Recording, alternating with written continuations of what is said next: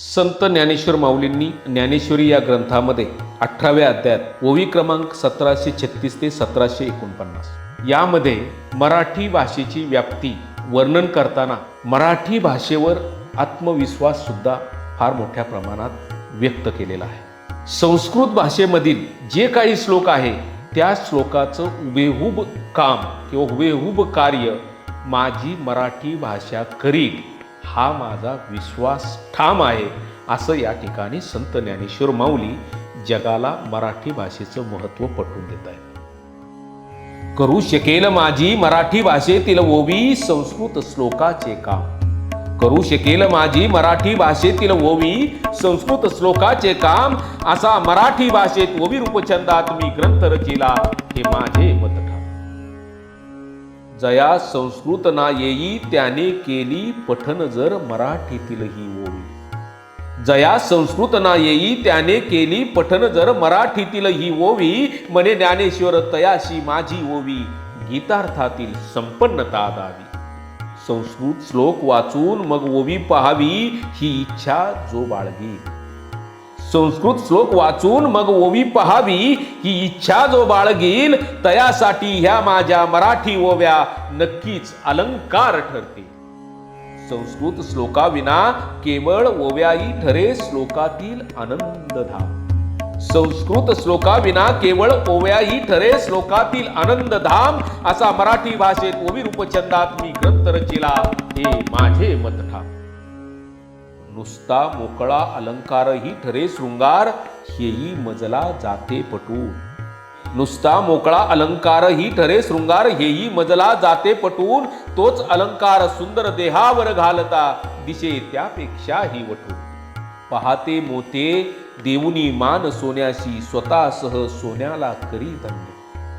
पहाते मोते देऊनी मान सोन्याशी स्वतःसह सोन्यालाही करी धन्य. केवळ मोकळ्या मोत्यांनाही सुंदरतेच्या बाबतीत लोक करी मान्य. श्लोकांनाही आणि शोभा श्लोका वाचुनी गळे ब्रह्मरूपी घाम. श्लोकांनाही आणि शोभा श्लोकां वाचुनी गळे ब्रह्मरूपी घाम, असा मराठी भाषेत ओवी रूपछंदात मी ग्रंथ रचिला हे माझे मत ठाम. पहा पहा होता आगमन वसंत ऋतूचे मोगरीची ती वाटोळी फुले. पहा पहा होता आगमन वसंत ऋतूचे मोगरीची ती वाटोळी फुले. हारात गुंपलेली असो की नसो सुगंध त्यांच्या अवतीभोवती जुले. संस्कृत श्लोकासह ओवी ब्रह्मानंद देईल यात नसे कसला वाद. संस्कृत श्लोकासह ओवी ब्रह्मानंद देईल यात नसे कसला वाद. पण श्लोका विनाही मराठी ओवी माझी घालील ब्रह्मरसाला साथ. अशी ब्रह्मरसानं गुंपलेली माझी मराठी अक्षरे हे सांगतो खुले आम. अशी ब्रह्मरसानं गुंफलेली माझी मराठी अक्षरे हे सांगतो खुले आम, असा मराठी भाषेत ओवी रूपछंदात मी ग्रंथ रचिला हे माझे मत ठाम. चकोर स्वसामर्थ्यानं केवळ चंद्रालाच भोगून ठरला चतुर. चकोर स्वसामर्थ्यानं केवळ चंद्रालाच भोगून ठरला चतुर. पण वाटेल त्याला चंद्राचे चांदणे सहज भोगाया मिळे महा.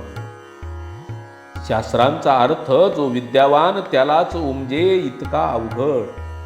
शास्त्रांचा अर्थ जो विद्यावान त्यालाच उमजे इतका अवघड. पण माझी ही ओवी बालवृद्ध जाणते नेनते या सर्वांना उलगड. या ओव्या कोणासही स्वानंद देई नशे इथे मर्यादा रूपी लगाम. ह्या ओव्या कोणासही स्वानंद देई नशे इथे मर्यादा रूपी लगाम, असा मराठी भाषेत ओवी रूपछंदात मी ग्रंथ रचिला हे माझे मत ठाम. चंदन वृक्षाला सुगंधासाठी थांबावे लागते का हे घ्यावे ध्यानी.